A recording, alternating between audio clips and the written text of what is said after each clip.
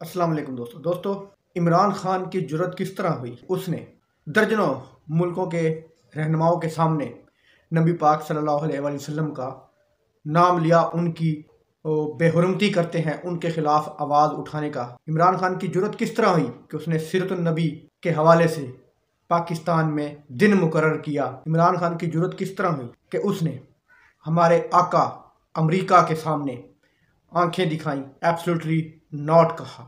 तो दोस्तों, ये मैं बात कर रहा हूँ कि आज इमरान खान को गद्दार बनाने की तैयारी मुकम्मल हो चुकी है।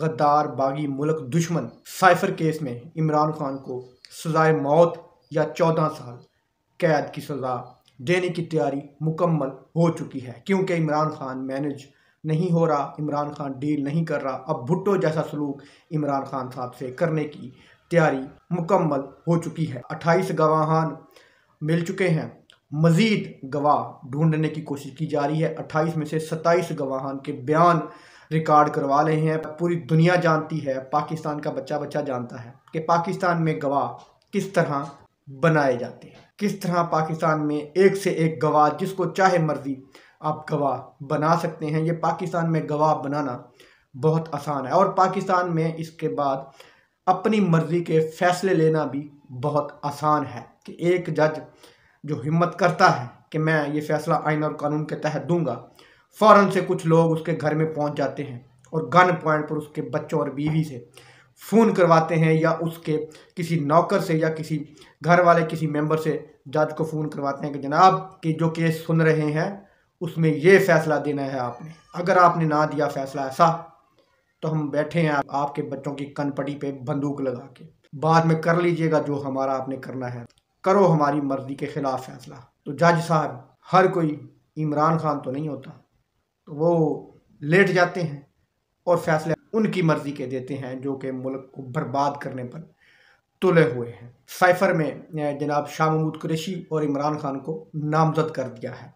मैं ये पूछना चाहता हूँ कि जनाब, एक हेड ऑफ स्टेट वज़ीर आज़म होता है, जब वो हलफ लेता है, उस हलफ के आखिरी जो पैरा है उसके अंदर ये लिखा हुआ है कि मैं किसी किस्म की कोई भी साजिश है वो मैं अवाम के सामने रखूँगा। जो मुल्क के ख़िलाफ़ कोई साजिश होगी मैं वो अवाम के सामने रखूँगा। क्यों? मैं एक मुल्क का वज़ीर आज़म हूँ, अवाम ने मुझे सेलेक्ट किया है। हलफ के आखिरी लाइन में ये लिखा हुआ है कि मैं हर तरह से अपने मुल्क, अपनी कौम के साथ वफ़ादार रहूँगा। उसमें यह भी लिखा है कि मैं अंदरूनी और बैरूनी जो साजिश होगी मैं अपनी आवाम के सामने रखूँगा। तो जनाब, इमरान खान साहब ने कौन सा आइन तोड़ा, कौन सा कानून तोड़ा, जो कि उसने अवाम को ये बता दिया कि जनाब अमेरिका हमारे साथ ये साजिश कर रहा है हमारी हुकूमत गिराने की, और पाकिस्तान में मौजूद कुछ अमेरिका के सहूलतकार उसकी मदद कर रहे हैं। तो ये गलती है इमरान खान की कि इमरान खान ने उस साजिश को अवाम के सामने रखा। हेड ऑफ स्टेट है, हलफ लिया है उसने ये काम करने का, तो उसने कौन सी ऐसी बुराई की है। साबिक दौर में नवाज शरीफ ने नहीं कहा कि अमेरिका ने मुझे रोका एटम बम चलाने से, क्या मुशर्रफ साहब ने नहीं कहा कि मुझ पर प्रेशर था। मेरा नहीं ख्याल कि ये अपने मकासद में कामयाब होंगे, क्योंकि भुट्टो का दौर और था और आज का दौर और है। अगर जैसे काजी फायद ईसा साहब थोड़ा सा भी अपने दिल में आइन और कानून रखते हैं, आइन की पासदारी रखते हैं, तो मेरा नहीं ख्याल कि वो इमरान खान से भुट्टो जैसा सलूक होने देंगे।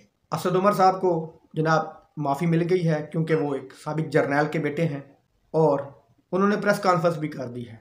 इसलिए ख्वाह उन्होंने साइफर के मामले में उनका नाम हो, ख्वाह मुल्क में गद्दारी के मामले में नाम हो, मेरा ख्याल कि असद उमर कोई तकरीबकार भी होता, कोई अमेरिकन या इसराइल या इंडियन एजेंट भी होता ना असद उमर, तो उसको भी छोड़ देते, क्योंकि उसने प्रेस कॉन्फ्रेंस कर दी है, उसको भी छोड़ देते। लेकिन इमरान खान, तुम्हारी जुर्रत कैसी हुई आवाम को जगाने की, तुम्हारी जुर्रत कैसी हुई नबी का अलम बुलंद करने की, तुम्हारी जुर्रत कैसे हुई हमारे आका अमेरिका को आंखें दिखाने की, एब्सोल्युटली नॉट कहने की। सज़ा तो तुम्हें देंगे, क्योंकि हम टट्टू हैं, हम तलवे चाटते हैं, हम बूट पालछिए हैं। सज़ा तो हम देंगे, हम अमेरिका के ग़ुलाम हैं, सज़ा तो आपको देंगे। दूसरी तरफ हमारे मुल्क में खून रेजी है और काकड़ साहब कहीं नहीं नजर आ रहे। काकड़ साहब का जहाज़ नहीं रुक रहा। काकड़ साहब अयाशियाँ कर रहे हैं, बीवी बच्चों को सैर करवा रहे हैं। पाकिस्तान लहू लहू है, उसको कोई फिक्र नहीं है। पहले जनाब अमेरिका के, फिर लंदन के, फिर पेरिस के किसी होटल में खाना खाया, फिर किसी बड़े शॉपिंग मॉल में शॉपिंग की, फिर अब उनको उम्रा याद आ गया है, अब वो उम्रा करने निकल गए हैं। तो मैं ये पूछना चाहता हूँ पाकिस्तान के आइन से, पाकिस्तान के आइन के रखवालों से कि जनाब इस बंदे को किसने ये हक दिया है दूसरे ममालिक में जाकर लोगों से मिले, मुल्क का जहाज़ लेकर, मुल्क का अमला लेकर, बीवी बच्चों को लेकर पूरी दुनिया का विज़िट करे? क्या निगरान हुकूमत के पास इतनी अथॉरिटी है कि वो जाके दूसरे मुल्कों के लोगों से मिले? मेरा ख्याल है कि वो अमेरिका को थैंक यू बोलने गए थे कि उनको वज़ीर आज़म बना दिया है, निगरान ही सही, चलो वज़ीर आज़म तो बनाया है। मैं खूब बूट पॉलिश करूँगा, जिस तरह आप कहेंगे मैं उस तरह लेटूँगा आपके सामने, और इमरान खान को जिस तरह आप कहेंगे मैं उस तरह क्रैश करूँगा। मेरा ख्याल कि वो इस चीज़ का शुक्रिया अदा करने के लिए गए हैं अमेरिका, और तो कोई काम नहीं है उनको, ना किसी ने उसको बुलाया है और ना ही कोई मुल्क निगरान हुकूमत से मुंह लगाता है। अब ये नहीं पता कि जनाब उम्रा करके पाकिस्तान में आएंगे या कहीं कतर शतर या कोई दुबई शबई लैंड करेंगे, अब ये उनको कोई पता नहीं है। दोस्तों, उम्मीद है आपको जो वीडियो इन्फॉर्मेटिव लगी होगी। अल्लाह हाफ़िज़।